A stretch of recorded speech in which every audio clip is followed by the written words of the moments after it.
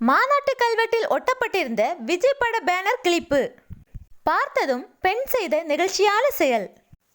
தளபதி விஜய் அவர்களின் தமிழக வெற்றிக் கழக முதல் கட்சி மாநாடானது அக்டோபர் மாதம் 27ஆம் தேதி விக்கிரவாண்டியில் உள்ள விசாலையில் வைத்து நடைபெற்றது.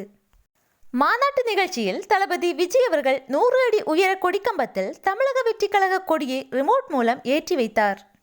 அம்மாநாட்டு திடலில் 225 சதுர அடியை 5 ஆண்டுகளுக்கு குத்தகைக்கு எடுத்து அதில் 100 அடி உயர கொடிக்கம்பத்துடன் கல்வெட்டு ஒன்றும் நடப்பட்டிருந்தது.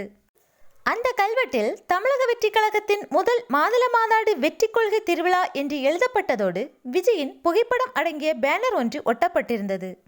தற்போது அந்த கல்வெட்டில் ஒட்டப்பட்டிருந்த விஜய் முகம் பதித்த பேனரானது சில சமூக விரோதிகளால் கிழிக்கப்பட்டுள்ளது. இந்நிலையில் நேற்று காலை கன்னியாகுமரி மாவட்டத்திலிருந்து சென்னைக்கு வந்து கொண்டிருந்த ஒரு குடும்பத்தினர் எதிர்பாராத விதமாக அதை பார்த்ததும் அதிர்ச்சி அடைந்தனர். உடனே அந்த குடும்பத்தினர் விரைந்து சென்று அந்த பேனருக்கு எந்தவித பாதிப்பும் ஏற்படாமல் அதை நேர்த்தியாக ஒட்டி மீண்டும் பழைய நிலைக்கு கொண்டு வந்துள்ளனர்.